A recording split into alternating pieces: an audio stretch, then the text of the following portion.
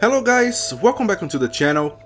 If you watched my other video where I talk a little bit about my gaming background and also my passion for Forza Motorsport that started in Forza Motorsport 3, you know how I got my Xbox 360. By the way, I really recommend you to watch the video, it's linked in the description down below. Project Gotham Racing 4 was the very first game that I've ever played on my Xbox 360, and man, that was another great experience that changed me forever. At that point in time, I had never heard about Project Gotham Racing before. It was as unknown as it was as Forza Motorsport was to me. I had never heard about the game. I didn't know what it was all about. I didn't know whether it was an arcade racing or a simulation. The only thing that I did know is that this game came bundled with my Xbox 360 that my wife bought me as a gift. And man, this game, just so you have an idea, I come from a generation that pretty much started on the NES, the 8-bit era. And for you to come from that place and seeing games like this on your TV is a big deal. And I know that I sound like an old man when I say that. I may sound older than I actually am, but that's how it feels to me. It's the difference in graphics and everything is so stark that I can't help but be amazed at how far we have come in racing games over the years. And one thing that stood out to me as I played this game for a couple minutes for the first time was the ring, and that's something that let me choose my car first because I'm kind of spacing out while I talk. Let me go with this Alfa Romeo. I think platinum difficulty is a little bit too much for me, so let's go with gold. It's been a while since I played this game. But anyways, one of the very first things that stood out to me within a couple minutes after I started playing the game was the rain in the game. And before then, I had never played a racing game that featured rain. Not to the extent that Project Gotham Racing did anyway. I skipped over the PS2 era entirely, so if you played the PS2, if you own the PS2, this may not make sense to you, but for someone who skipped over the entire PS2 generation, had never played any racing game from that era, that was a huge deal for me. And the whole thing about this game is that, as I said in my other video, I am more of an arcade racer at heart. I do enjoy simulation. I'm not into hardcore simulation racing games like Assetto Corsa, even though I can definitely appreciate their value, and I want more of these games in the market, even though I don't play them a lot.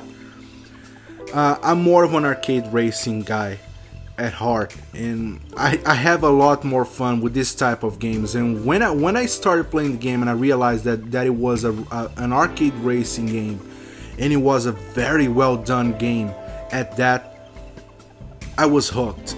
Man, the graphics in this game, again, I'm gonna keep mentioning this as some of the more defining aspects of what kind of got me amazed at these games, is that the graphics, for someone who didn't have a gaming console for 5 years straight, to jump into graphics like this was a shock.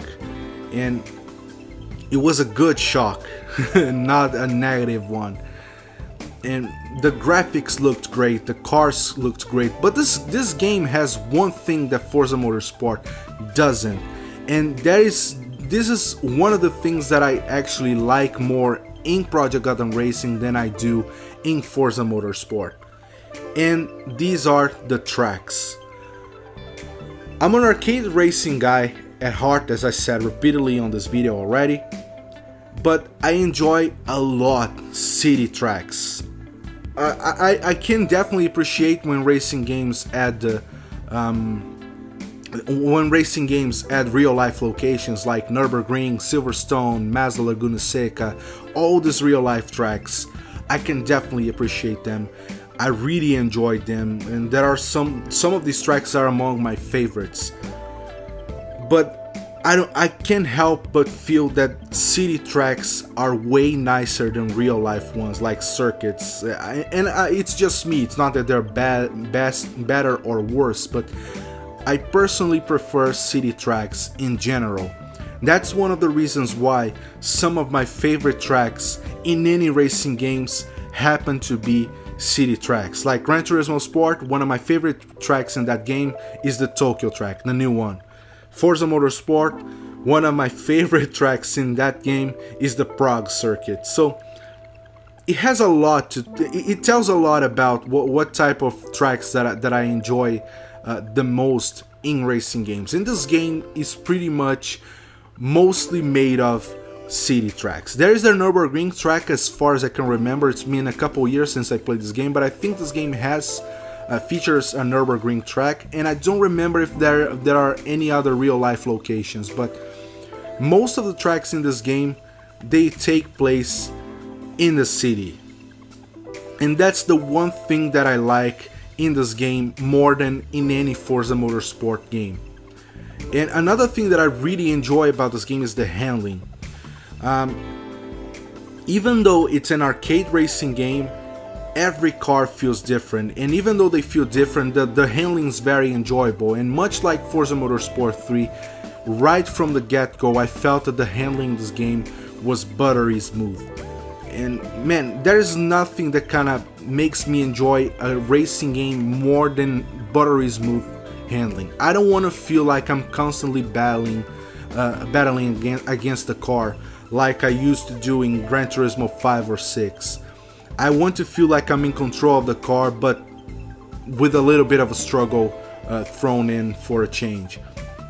And that's one of the things that kind of stood out the most, apart from the graphics and the tracks in this game. And to be honest, I never played this game. Well, I think I played once or twice online, so I can talk about the online mode in this game, and that goes as well for Forza Motorsport 3. I played mostly with a friend who would come over to play with me, so I barely even touched the online mode in this game. But the offline mode had such an extensive career mode in general. Like, you had a lot of stuff to do. You had the arcade mode that I'm currently doing. You had the different medals that you could compete in. You had the tournaments, and so you had plenty of stuff to do in the game. And these tracks, man, I could spend days and days looking at these tracks and not get bored by them at any point. And man, I remember that one of my favorite tracks in this game was in Tokyo, and visiting Japan one day was my biggest dream back then. It's been my biggest dream since I was a kid, and I've been living in Japan for 7 years now. But back then, when I played this game, visiting Japan was completely out of my reach, let alone living here like I've been doing for the past 7 years. And my way of daydreaming about this was to actually race this type of tracks, like the Tokyo tracks in Gran Turismo games, the Tokyo tracks in this game as well. I sometimes I would stop the car and just look around at the buildings and look at everything that there was there. And the funny thing is that I've been here for 7 years, and most of the places in those tracks I have already seen in real life, which is so surreal to me. I never thought I would ever get a chance in my lifetime to do that. And it was awesome. It was an awesome experience, and this game kind of provided that. This game allowed me a chance to kind of daydream about that and to race on these tracks that I loved so much.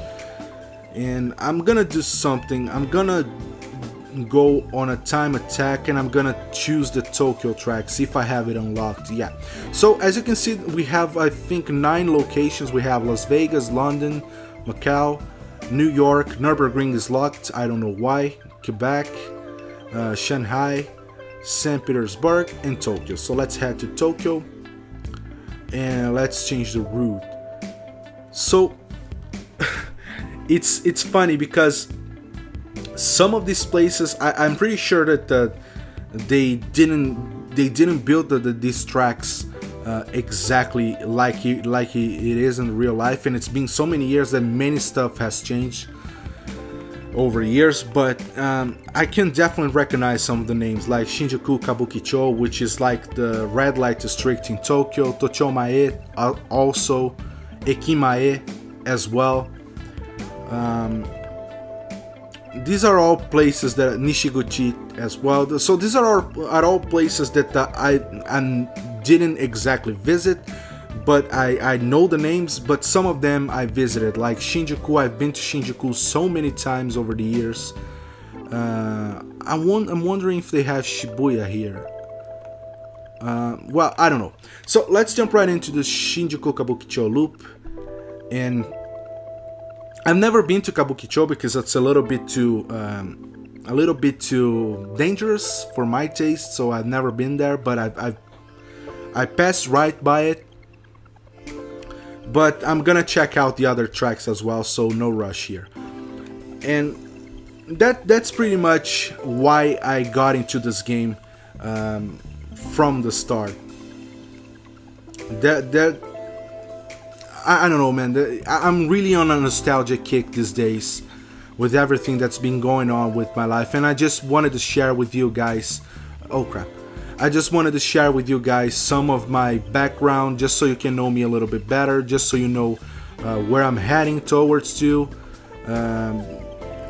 And that's all I want to do with these videos, is just boot up the games, play it a little bit while I'm talking, making a fool out of myself because I'm driving horribly, but that's not an issue here. And just talking a little bit about my background, just talking a little bit about the games that I grew up with, what kind of games changed everything for me. This was one of them, and that's pretty much what I want to do with these videos. And I did play Project Gotham Racing 3 later down the road. Didn't play as much as I did this one, but I played a fair bit. And I feel that it's just sad that Microsoft decided to close the studios, Bizarre Production Studios. That was the studio behind these games.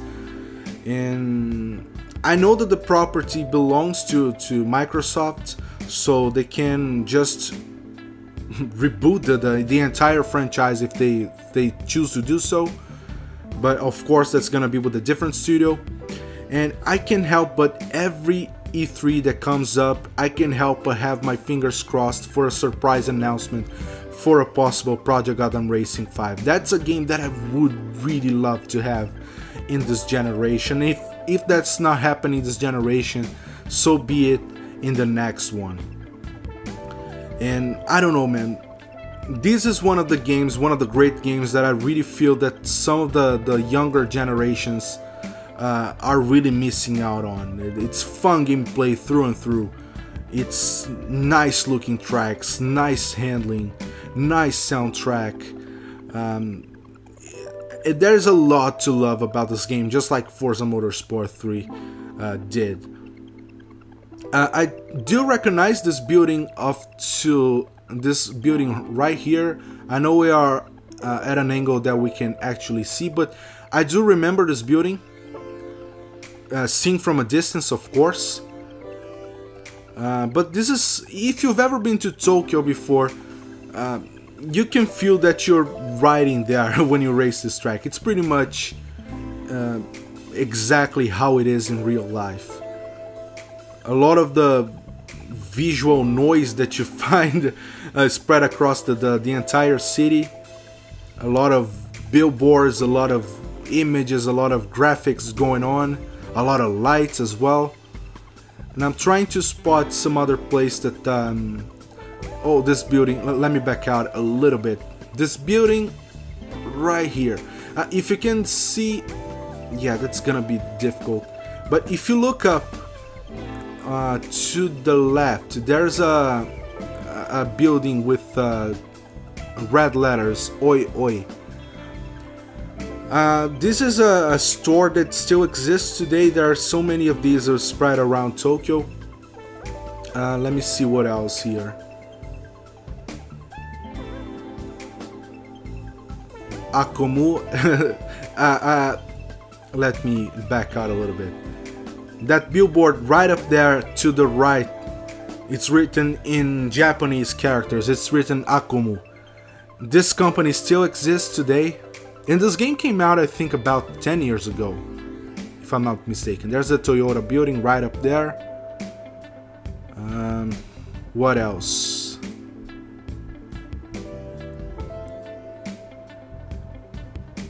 Oh man, that it's weird. I understand if you're not into this type of stuff, so feel free to close the video at any point if you feel that I'm talking nonsense, but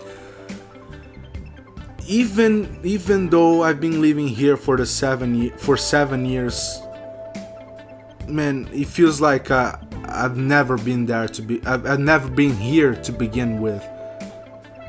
I look at these buildings and it feels so surreal to me, and it feels like I'm still daydreaming. It feels like I'm still that teenage kid daydreaming by looking at pictures and videos of Tokyo, dreaming of one day coming to Japan and making his lifelong dream a reality. And to be honest, in the other video I mentioned that I'm leaving Japan in about a week. I'm gonna do a video, an update video, to talk a little bit more about that in a separate video. But it feels sad to me. I'm really gonna miss this place. I don't know, man. Oh, that's awesome. You see this building, Lumine? I don't even know how you guys would pronounce it in English. Lumine. I think in Japanese it's called Rumine. This is a building that still exists today. It's right in front of the Shinjuku station, the train station. And as soon as you leave the station, you're facing this building, but it's very different these days. They really changed it up over the years. But it's a huge building. It's a really big one. What else do we have here? Oh, cool. Oh man, that's awesome. Right up ahead, Odakyu building. Can you see that? That still exists today, and I think it looks the same, if I'm not mistaken. It's a huge building as well. It probably takes the most, at least a good part of the block in total. And this descent here that we're taking looks like the path that the bus. I live in a countryside city called Sano. It's in the Tochigi province. And this part here, of course, this is not the real thing, but it looks like it looks the same like the path that the bus takes when it reaches the Shinjuku bus stations. It goes down and into the bus station, and then you leave the bus and you walk right out through the train station. Tokyo is really, really beautiful. If you have a dream of visiting Japan or living in Japan, go for it. You won't regret it.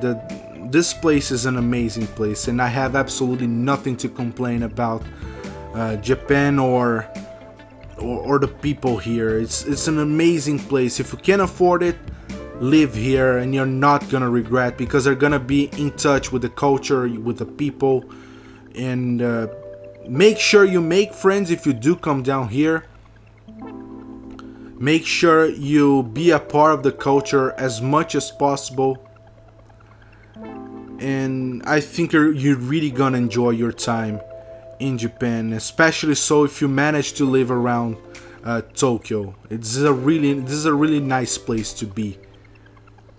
But anyways, guys, that's enough of nostalgia for this video. There's a lot more to come. All nostalgic videos.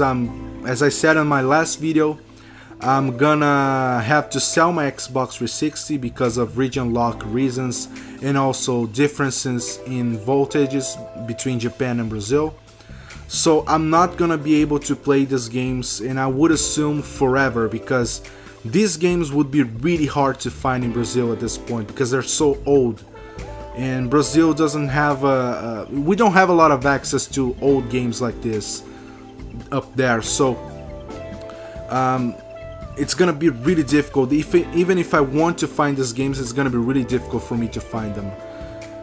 But who knows, maybe in the future I manage to get a hold of these games in a Brazilian Xbox 360, maybe I'll get to play them again. But I'm kind of waving goodbye to these games, so this is my last, I'm revisiting this game for one last time and doing some of these videos to kind of remember a little bit of my background, remember what made me so happy about these games, what made me smile about these games to this day, and a lot of the stuff that I think kind of changed it forever as a racing game fan.